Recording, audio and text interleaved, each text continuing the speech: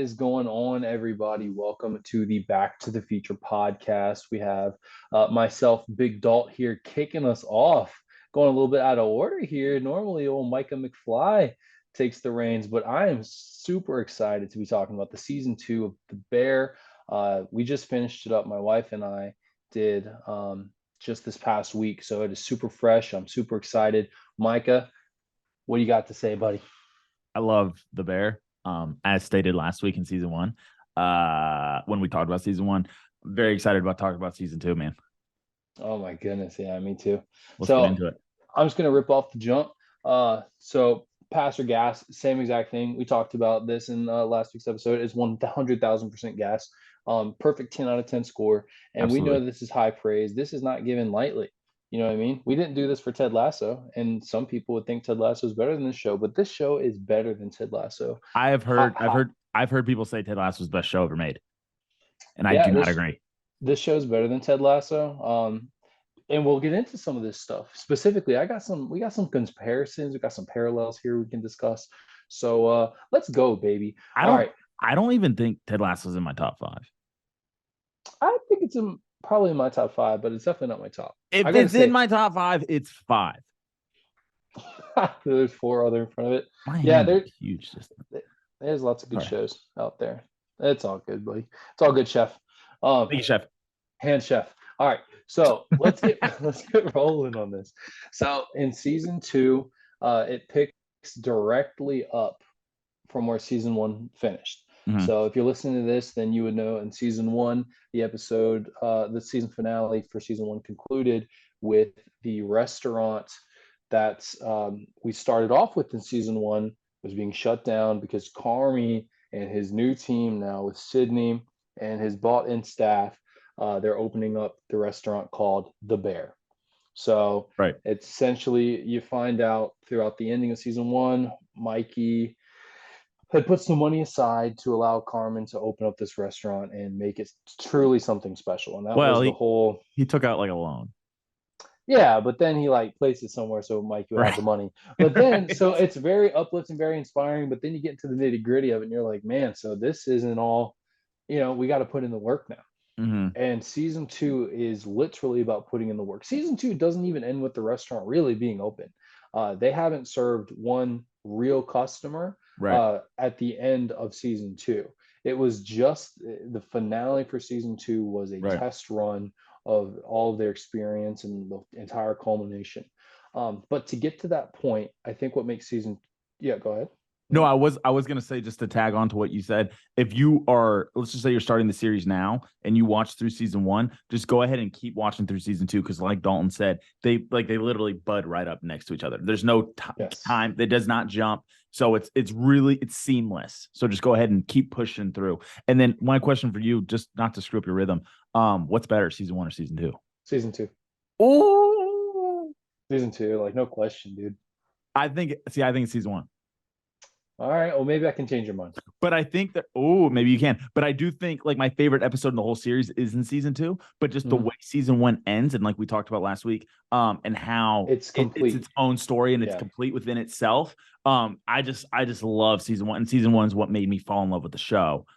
It's not like Game of Thrones, for instance, where I didn't start liking the show until like season 3. I Yeah. like the show like the first episode I watched. You know what I mean? Right. So that's why I'm saying it. But anyway, okay, all right, sorry.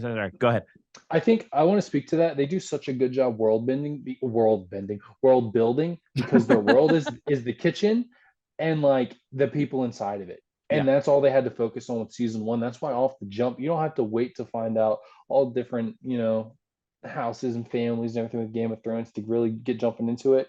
Like you're already here, you're already in the kitchen, you're already getting cut up, having anxiety attacks. I've never worked a restaurant job in my life. And I'm like, man, I can't sleep at night because, Yeah. I'm gonna mess One the of the potatoes things up. that we didn't talk about in season, what we didn't talk about the last episode, it is the most fast paced show among the most fast paced shows I've ever seen. Yeah. Which is cool when it comes to pacing. Most of these episodes were 20 to 30 minutes long. Right. Right. And then they just throw a gigantic curveball, which is one of the big things I want to talk about with season 2. Right smack dab in the middle of it. Very intentional, very good. So I want to focus in, do something a little bit more structured. Still no script here. We don't do scripts here. We're talking. We're conversational. You know what I Absolutely. mean? We're natural, organic. But I do want to talk about three specific episodes which flesh out season two, and it's exactly why it's necessarily why I would prefer rewatching this over season one, and why I think it's a little bit stronger. So first off, there's a ton of little fun facts here. So we had talked about we talked a lot about you think that some of this stuff had to be improvised because it's just so raw.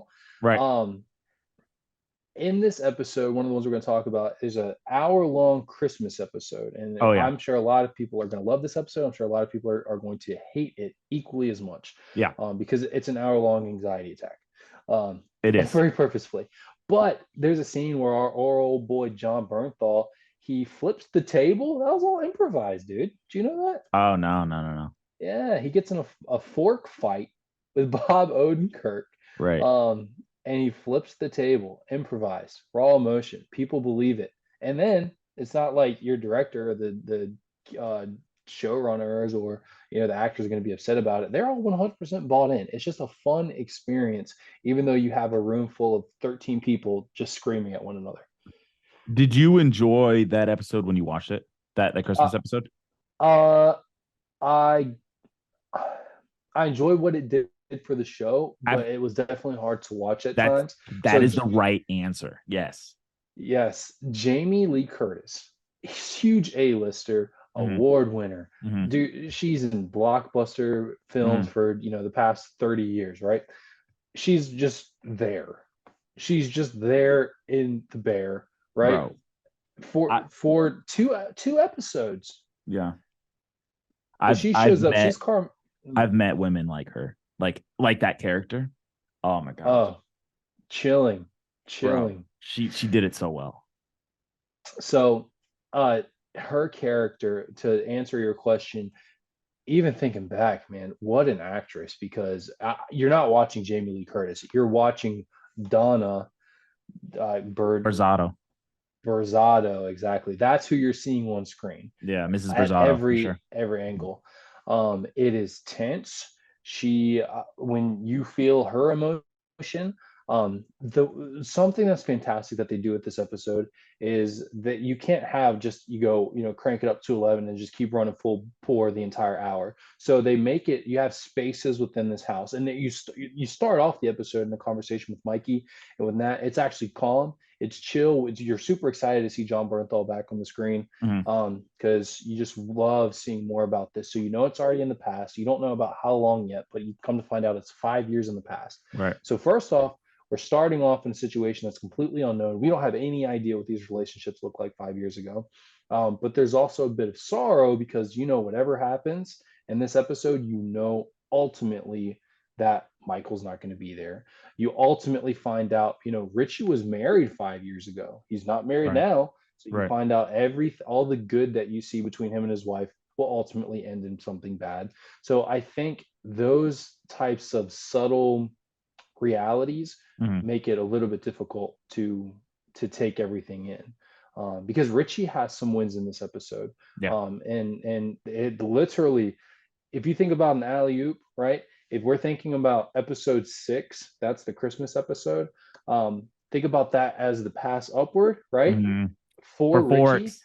for the next episode, which is, I think, you and my favorite episode in the Yeah. series, probably my favorite bit of television, Yeah. probably ever, man. Like, think back to episodes of Breaking Bad or Better Call Saul or Game of Thrones. Seriously, this is probably my favorite singular episode of television that can stand on its own, but is just so much greater in the context of the show. But this is the episode which pops it up for Richie. And then he absolutely just slam dunk episode, the next one. But this episode, getting back on track here, I wear suits this now. right. Hey, they said they wanted to make him look like Al Pacino because like that's what Richie would want to look like, Oh yeah. So dark suit, dark tie, Bro, kind of weird fitting I a little love bit. the I wear suits now, man. Yeah. Oh, that's so good. And then Fact's wearing a suit at the end of it. Yeah. So you start off outside the house and then you enter. So you're entering as a stranger into this place. Hmm. And you certainly feel it. I mean, it's super overwhelming. The kitchen, it's 180-degree difference from what the kitchens we've experienced throughout the show. Nothing's clean. There's dirty glasses. Like there's particular like things in the foreground. Normally, like you'll have someone cooking, cutting up celery, and then a conversation's happening, cut back and forth. You can see it keeps you engaged. In this kitchen, you have just cheese oozing everywhere. You have stuff falling on the floor. You have pots that looks way too full and you're uncomfortable with it. And you're like, I don't want to be in this space. Mm. You have Donna, which is Jamie Lee Curtis, that's yelling at everyone. It feels like I felt like my body temperature was rising. I'm like, I need to get out of the kitchen right now. You know what I Right. mean? If Donna's Right. yelling at these people, like, I don't want to be there. I'm gonna let Yeah. her cook, you know? And so they do such a good job of that. And then they also, you take these little reprieves, you take these little breaks because you're able to go into other rooms. You're able to follow these smaller conversations to flesh out these relationships that people have. So going back to Richie's wife is actually pregnant in this episode. Um, and so she's, feeling a little sick. And so she goes upstairs. And so we follow them up to a conversation upstairs, and it's really sweet. And we see a portion of Richie we've never really seen before of him as a caretaker, which he ends up really diving into that role. So again, the alley oop, Yeah. we're having all these things that are called back to these little threads that are put in our head, and then they pay off again in later episodes. So we're seeing these smaller conversations, we're getting a little bit of step away from it. There's something that there's still a lot, but man, there's something with a timer. They do so many quick zooms in on this timer, which is pretty much dictating the entire pace of this episode. Because Donna has a timer set for when bread needs to come out of the oven, or for when a sauce needs to be stirred, or Mhm. something needs to be flipped. And Mhm. so I felt like after watching it and seeing the whole season, Right. the timer kind of represented, at least for this episode, represented like a countdown to what ultimately happens at the end of the episode after all the stress.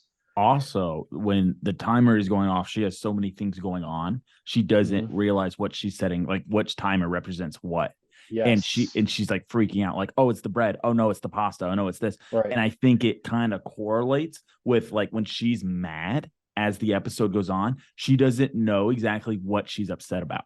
Do you She's unraveling. But Yeah. do you notice that? Like, so the timer's going off. She's like, oh, I think it's this. Oh, I told you to do that. Oh, no one listens to me. And then as she's getting upset, she's upset that nobody's helping her. She's upset that there's too many people in the kitchen. She's upset that Shug is asking her how she is. Like, she doesn't know. She's upset that Carmi is helping her Right. She's in upset response Carmi's to her helping doing her, it. and then Yes. Yeah. nobody's helping her. She can't channel it. And just like that, like she can't the timer, like no one knows what the timer is set Yes. for, Yeah. and no Yeah. one knows what she's upset about. Yeah. She's a representation of the kitchen. Things are just falling apart. Oh, Oh, it's so man. good. Yeah. Sorry, go ahead. So, so we get to the end of the episode, right? There's also there's a little bit of it throughout the show, but I don't know if you really picked up on this. There's a bit of religious undertones, Absolutely. Yeah. specifically For sure. in this episode, right? So there's a lot about sacrifice and martyrdom when we think about a grand. This is big writing, right? Big Mhm. writing for Michael's character. I think there was a bit of a sacrifice, a tragic death to Mhm. something, a collective rebirth, something like Jesus. And I don't think that there was any, it was missed upon them with the longer hair. There's this one weird scene. He goes to like go smoke a cigarette and he puts this like shawl on. Mhm. He literally looks like he's from you know, like biblical era. Right. It's really weird, man, because he's like covered up, he's got longer hair. And so I don't think any of that is accidental. There's a lot of religious undertones. They have this one, it's the only edit, I think, in the entire series where it shows Jesus, it shows the crucifixion. Mhm. And it's just in a mix of like all these other fast cuts while things are being cooked. And it's Yeah. just baked in there. And they're an Italian family, and they Yep. cross themselves very regularly, and you can tell they're to some degree Catholic. Yeah, and So they yeah. they do have some theological understanding, or at least Bob Odenkirk's character Lee, because his explanation for the seven fishes name, or why that was Yeah. even a tradition, Right. dates back to a biblical story. So there's a Right. lot of that caked in there, and then obviously a biblical theme of sacrifice. I feel like Donna feels like she's sacrificing. She says, nobody's helping me. I've been up since 4 a.m. cooking Mhm. this for everyone. I do all these good things for these people, and nobody does any good things for me. Right. It's just, there's so much. We've talked about this for probably, I don't even know, like 10 minutes, if that, 6, 7 minutes. And like it's overwhelming what they do. So just imagine all Yeah. this spanned out for an hour. They do such a killer job Mhm. making this stuff work. And we talked about it a little bit last week, but whenever you're able to have two different time periods of individuals growing, we can see where Carmi started, Right. maybe Yep. where he was on his journey 5 years ago Yep. versus where he is now. You have a ton of growth there. The episode previous to this, we talk about Michael's growth as well. You see a little bit of that, maybe Mhm. kind of a downward, growth, but you still flesh out the character more. There's a character that's introduced in the episode, right? Well, 2 episodes before this, Chef Luca, played by William Pointer. Yeah. And it's on an episode where Marcus actually goes. You get to see a lot of growth because there's stories about Carmi there. So you're having growth from these characters that aren't even on screen. It's just a Mhm. true testament to how well this series has been written and how Yeah. much care is given to these characters as well, and all their dialogue and all their interactions and the performance that really gets to flesh it out. So that episode it's not my favorite, but it serves a grander story Mhm. super hard. That Um, episode did such a good job, and I don't maybe you can relate to this, Dalton, maybe not, I don't know, but like I'm one of five, and then I've got two uncles on both sides, and so we would mhm, have like Thanksgivings when I was growing up, typically on my dad's side, and I have cousins over there and whatnot, and sometimes my mom would be cooking, and I've got three sisters, so I had my grandmother, my mom, three sisters, other aunts, and the idea of like the kitchen being high stress and then outside being like no stress and then yeah, like the other room having like a dummy cousin like spilling a night, bro, it's like it's perfect. they nailed it. It is perfect. It's nailed. It's yeah. It was so realistic feeling, man. I can only imagine for the families that it was actually like made after, like Northeast or Chicago, Mhm. those families that are built that way, they have the same family infrastructure. Oh my gosh. If I can relate to it and I'm like a Southern boy, I can imagine. Yeah, it was so Yeah, so so well done. yeah, that's so funny. There was the one part with Fack and his brother, Oh my, yeah, it's his um, brother. Oh, and then who's the actor that they had play like the boyfriend? I can't remember. Yeah. They called him Yeah, Steve, I think. Mulaney, or like that's his last That's name or it. something Yeah. like that. Hmm. Yeah. So when he's there, he's literally like, "Man, I love this one time of the year I get to see you guys." And like he says it so sweetly, but you're like, these are like probably the biggest idiots like that this guy Yeah. has ever met, and he Yeah. just loves being a part of it. But And really, like the facts are super important. oh yeah. Just how I said, like in the season, like Pete is important for Suge because Hmm. and this is where we learn like why Pete's important for Suge because Hmm. Suge has been like emotionally thrown around. You're guessing now pretty much her whole life by her mom because her mom's been a mess. Yeah. She's a drunk. And so Pete is the opposite of that. He's stable, he's calm, he's kind. The facts are stupid, funny. Like Hmm. they're not focused. They're the opposite of like the Berzado family. They're the opposite Yeah. of Karm. So Karm is like super focused, super serious, like into it. Like this is what we're gonna do. Facts the total opposite. He's like, well, yeah, we're having a good time. But you need people like that. You need people like that in your life, in work, and family. It balances everything out. So like they serve a purpose, and it is so funny, man. It's so fun. I think it's cool too. You get to see some interactions with Cicero, Yeah. and there's a small little story bit that ends up being paid off at the finale, um, which we can talk about. But Cicero, I love the way he's written here because pretty much up until that point, he's been an adversary, but Mhm. also like a mentor. Yeah. So this is something I was thinking about. Think about Ted Lasso, right? Like you had great character development with Rebecca. You and I both really like Rebecca. Mhm. At the end of it, man, after the first season, not even the first season, man, after the first like 10 episodes or whatever, she's nothing but benevolent, right?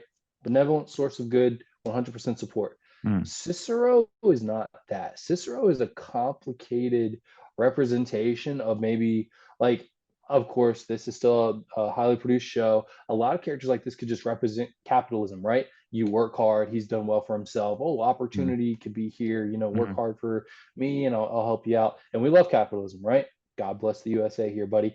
Let's But go, baby. you know, a lot of times that could be seen negatively and especially depicted in shows because it could be seen as greed Yeah. and corruption, which is certainly fair. Uh, but he's also not just this benevolent source of support either, because he isn't just giving it up. He will shut down the restaurant as part of the proposition, but he ends up helping Carmi for it. Mhm. So there's this awesome dynamic, but you definitely see him as a villain figure, maybe strictly only as a villain figure in the first season until you kind of get to break that exterior a little bit. And I definitely think you break that exterior quite a bit in this episode and the reactions with him. The only note I made for this season 2 thing was I was gonna write out no villains. Like Yeah, specific villains. And there's not really villains in season 1 either. The villain is they're overcoming, like like Carmi's villain is him coping with the loss of his brother. You know what I mean? There's not like a real villain. That's like what is grinding him. That's what's pushing him back. Season 2, like their villain is opening the restaurant. Like that's the issue. That's the trial. That's what they're trying to overcome. Yeah, there's not really like villains. I guess you could say Jane is that her name? Jane? Jane, Dawn. No, not Jane. Oh, The girlfriend. oh, Claire. Claire. Why did I say Jane? Like Claire's like kind of, playing a different part. But no, there's not really a villain and I like that, man. I think that's cool. I The only villains are internal turmoil that the Absolutely. characters need to fight Yes. that we all can relate to. Right. Like You know, Richie's villain was lack of self-worth, like lack of vision, lack of vision, lack of purpose. lack of purpose. Purpose is said so much in this episode or in Mhm. this season. Right. From episode one, Richie compares himself to the a kid. I forgot the literature or the novel, but it's in season or episode one, and he Oh talks yeah. about, hey, do I have purpose, cousin? He's asking Carm just for some perspective, and turns out, he's comparing himself to this guy in the story who does absolutely nothing. All of his friends are successful and do their own thing, and they all still stay connected. And then this one guy is so useless. He's without purpose that he falls out of that friend group. Everyone just left him behind. Now all he does is just stare at trains. And once you see that, and then let's say you go back to rewatch the series, there's a ton of stuff where he's walking past trains, in the Yeah. series Yeah. before episode Forks comes. And there's a ton of train transitions in Yeah. that episode as well as he's struggling to better himself, as he's struggling to find that purpose or to live out that purpose, overcome that inner turmoil. I'm pointing at the train. Oh yeah.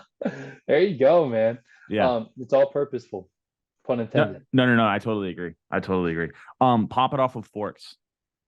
All right, Forks, buddy. So I think we didn't talk about this yet, but Honeydew is the fourth episode in the series, and it goes over Marcus in his journey. He feels like he's plateauing, and he goes to Copenhagen, and he works with the chef. We talked about Chef Luca, played by William Pointer. We Mhm. talked about him like 2 seconds earlier. Um, Richie, let's say Richie kind of has his own, I'd call it like a hero's journey, right? Like that's kind of what the story structure is. Mhm. You have someone that's down on themselves, your protagonist, you have a clear issue, something that they're trying to overcome, in this case finding purpose, or really just wanting him to be better prepared to serve the restaurant Right. at a capacity. So Well, he you doesn't. He have, doesn't have a position. That's like the weird thing. right, he was like, Like Sydney even says it in season 1. She's like, "What does he do?" And there's not an answer for it. They just say, "Oh, he's like front of house." yeah, yeah. And well, by the point of Forks, gosh, dude, it's such a good episode. But by the end of it, it's him finding his purpose. It's him being Mhm. challenged, Mhm. and it's him coming back with the respect that he was lacking earlier. I think calling back to the way he was taking care of his pregnant wife, I think it's funny and kind of a little play here, but like his purpose is being a caretaker, which I think could be seen, or the way he would see it, as like a more feminine role. And because like at the start of the show, man, Richie's like the macho guy. Like he's like, Mhm. oh no, Mhm. I'm gonna go to the store. I know what He culture to oozes buy. masculinity. Yeah, yeah, Yeah. yeah. I fixed that years ago. Like, oh, there's no mold up here, and he does it. Right. And like, so like he's just not good at doing what he has been doing. So he finds his new purpose through the trials. The man was cleaning forks for days. That's all he did for 10 hours, however many hours he was Mhm. working days at this restaurant that Carmen sent him to work with. Did you are a Karate Kid fan, right? Yeah, yeah, I do Just like Karate do you, Kid. do you see a little wax on, wax off with the cleaning of the forks? Oh, well, yeah, of course. It's the Bro, the repetition with absolutely. Yeah. It was yeah. cool. And then they gradually gave him more responsibility. They gradually let Mhm. Daniel's son learn a little bit of karate. They gradually like that. And then they started to walk and then he started to run. And then by the end of it, like they all say even, oh, we're sad to see you go. Right. And Right, he's like, right. if the position ever opens up, like I want to come and work here because like he's gotten so good at the end. Yes. And it showed like the beginning is like attention to details, essentially what they're Mhm. teaching him, right? Kind of just like Daniel and Karate Kid. I don't know, man. It The was big I think the biggest lesson he was taught was to respect himself. yeah, Because he has a conversation and it starts off gradually, like he can't get himself out of bed. He's just rolling out of bed. He's yeah, miserable. yeah, yeah, yeah, His place is looking messy. He gets there, he's doing the work, but he's not part of the team. yeah. So he has the person that's kind of responsible for his stage there. His name is Garrett. And so Garrett at one point he's kind of just had enough. He's like, you need to we need to have a conversation outside because if you're not going to do things the right way, you don't need to be here. Right. And so he's like, they have a nice, I don't want to give all of it away because you really need to watch it, but they have a really deep conversation. And he's like, man, you don't need to drink the Kool-Aid that you're accusing me of drinking.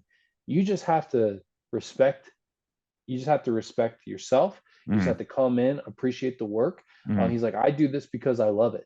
And we know Richie has a passion for it. That's why he's continuing to do this at 45 years old. And Right. there's so much passion at, the Bear now, with Michael's legacy.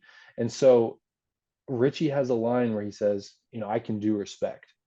Yeah. And like, I think from that point on is when that's the start of that journey where he is bettering himself. There And that scene, the respect scene, mhm, is one of you might get mad at me here, is one of the few scenes I felt like could have been written. Not that it was written bad, could mhm, have been mhm. written better. Yeah, Whereas, have you seen Glory Road with the basketball movie?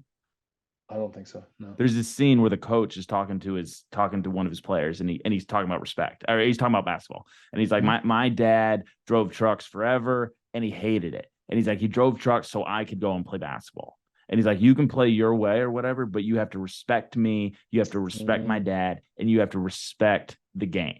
And I feel like they could have taken that turn a little bit. It just could have been verbalized a little bit better where it could have been like yeah, you need to respect yourself. You need to respect your bosses. You need to respect the restaurant that's giving you an opportunity. You need to respect the art and the craft of how the restaurant functions. I feel like they could have went into more depth. mm. Not that like simplifying it's bad. I'm not saying that. I Yeah. just felt like it would have like the show's so good at like touching your heart and making you feel like, Mhm. oh yeah, it's well said. I felt like they could have just made that a little bit better said. I think that Richie comes to those conclusions. He does. Right. No, he does. You're right. Mhm. Yeah, yeah. He comes to those conclusions. And the thing I like about this that like Karate Kid didn't do is like Daniel's son didn't have regressions, like he would have hardships that in like new things that he'd have to do and get better and better and better. Right. But like we saw at points where it's like Richie, he was doing great, doing great, doing great. And then there's just a scene where he just throws a fork, like, there and it's all messy, right? So, it's like you see him doing great, doing great, doing great. And then it's like immediately like, all right, I don't know if I can do it. I don't know if this is me. And so then you're like, man, don't lose, don't give up, man. And then he comes back, great, great, great, great. And then there's going to be something where it's like, oh, I don't know if I Right. can do it. And Right. you're like, come on, man, come on, keep Right. going. His By journey is the not end of linear. Right. Yeah. no, it's the tests and the trials, right? And so by that point, man, it's so rewarding to see. And Olivia Colman is actually she's extraordinarily famous. She had one day to shoot her scenes, and she's in there for like, I don't know, 5 minutes in Mhm. the show. She's Chef Terry. She's the one that owns the restaurant, and she shares his story with him. And she is the big inspiration. We've seen it a few different times and throughout the season, about every second counts. And then that is just the ultimate, like, that is the ultimate win that helps him recognize every second is counting, because we already have some other turmoil about his, feeling too old. He's like, oh, so you weren't, this is a good message, you weren't too old to start. It's never too old to have another beginning, and she tells him that. And so he just clicks, and then from that point on, man, he's just a totally different character, and you are so Yeah. on board with him. Yeah. And I think that is why I think Richie has become a favorite for you and I both. Absolutely. So And that's another one of those scenes that is extraordinarily long. The cuts are yes. just the faces pretty much. That one actually I think is chest up. I think they shot that one a little bit different. Mhm. It's not like super close then. I think that was because they're doing something like with their hands. Yeah, you got Um, some. Mhm. yeah. And it's one of those scenes that are extraordinarily long, and the dialogue and the expression shown on people's faces Yeah. carry the scene and the stories that are being told, because she's essentially like telling him a story about her father and her Mhm. mother, and like and the restaurant that got shut down, the restaurant that she started, and Yeah. the stories that are being told. And it's just I such a testament to the writing and the acting, you know. I love that they keep a constant theme of, there isn't some higher understanding to unlock why Richie would eventually be like Carmen. It's not Right. that Carmen understands something Right. supernatural or anything that allows him to, be superpowered through this, right? This episode taught kind of like, you don't need the higher understanding. Just show up, do the right thing, and Right. work hard. Right. Show up early to peel mushrooms like the Hmm. owner of the restaurant is, Yeah, and it's absolutely. rewarding. Yeah. So I think he kind of unlocked that within Well, him. And yeah, go ahead. no, she says something in the very beginning. He asked, like, don't you have stodges to do this? And Oh their yeah. and their slogan is every second counts. And Hmm. what she says is it's time well spent. Yes. Yep. I just got chills saying it to you. Because it's time for her to reflect. It's the calm before the storm. Yep. It keeps you in touch to while you're doing it. And it kind of shows, like, a couple episodes later, Sydney, who's not really cooking anymore, she's kind of like, like the manager of the kitchen essentially. Yeah. She Yeah. talks Yeah. about her best time, her best part of the day, and it was like making an omelet. And Yep. and so you can tell the older chef who's been doing it for a while, she never got rid of that. Like she Right. recognized, like, oh, you have to still stay in touch. And she's saying it's time well spent peeling the mushrooms. Ah, Super good, man. beautiful. Super good. Beautiful. Yes. So those two episodes are just a taste of what you see within season two. And it's But and it's just such a build for Richie, man. It's such a it's a little bit of like an underdog. I think it's definitely an underdog story for him, you know? I think just going back to the sports thing here, with them being underdogs, right? Like, because they're not expected to win. They know that they Right. have to do the impossible to be successful, given their business arrangement with Mhm. Cicero. You have a lender that needs to be paid. You Mhm. have restaurants that are shutting down left and right around Right. them. Right. Something small that they let the viewer pick up on these types of things. And again, all the sports talk that they're in with, these people have cuts and bruises, and they're living an isolated lifestyle the same way some athletes are having to do to live their dream and to live out their passion. Right. And so they really press that home, and you do, by the end of the series, you feel like you're part of that winning team. Yeah. And then to even speak so much on it about like being a team, not just one all-star Carmen holding everyone up. Mhm. Carmen doesn't even participate really in Mhm. the big test that they have, um, for a pretty funny reason. But it allows a lot of reflection through all of the journeys that they've had. And they've even had little cutbacks to Yeah. everyone. There's like tiny little segments where you get to see where everyone's growth was, where they started, some of their trials. So the show really appreciates the viewer enough to remind them, you've been with us this whole time. Get to enjoy this moment as they're succeeding. But it's not going to last long. The show's organic. The show has to have some stake there. Yeah. And I think it ends. It doesn't, I don't even really see it ending. I wouldn't say it ended on a high note. I think they No, were successful, but there's so much in the background. no, There's so yeah, much that they have to build upon, which is why season three, like, let's say it quickly, because I know I don't want to be too long-winded on this, but like with Marcus's character, yeah. his journey through his successes, he was extremely good. He named the cannoli the Michael. I'm just saying, man, it was absolutely beautiful. Who didn't cry there? You know what I mean? Right, But I mean, and then you've come to find out his mom, which is how the season started, right. likely passed away off screen. Like, Yeah. how's that going to turn out? The relationship that Bear had with Claire, like, that's ended. How's that going to be for his Well, mental health? yeah, and that's a representation of him being self-sabotaging. Yeah. And it seems like he has a habit of doing that, of like he can't allow good in his life. Yeah. Like uh the Richie says that. Carm Berzado is very pessimistic. Yeah. Extremely, he's a very, very big pessimist. And like even when Suge brings up mom coming to the friends and family, like he Yep. already knows it's gonna be a disaster. Like Oh yeah. there's Yeah. not one thought in his mind, like, oh, maybe this would go okay. You know what I mean? No. And like he doesn't, and you can tell when he does compliment people, like when Tina does something right in the kitchen, or when Marcus does something right, you can tell he makes an effort to say it. He's like, Marcus, no, really, it was good. And I have met people in real life, and sometimes I've had to do this myself, whereas like I know someone needs words of encouragement, and Mm-hmm. I have to make a perfect, like, and you've probably done this. You're a leader in your workspace. You have to Mm-hmm. make a deliberate decision, like, Yeah. oh, I need to let them know they did a good job. Do you know what I mean? Right. And I Right. don't think that Right. comes natural to Carm. Carm's Mm-hmm. like you can tell when he's like, Tina, that's perfect. Like he enunciates it, he makes sure he says it, and then he moves on to the next thing. Carm is naturally super, super pessimistic. Right. And it So.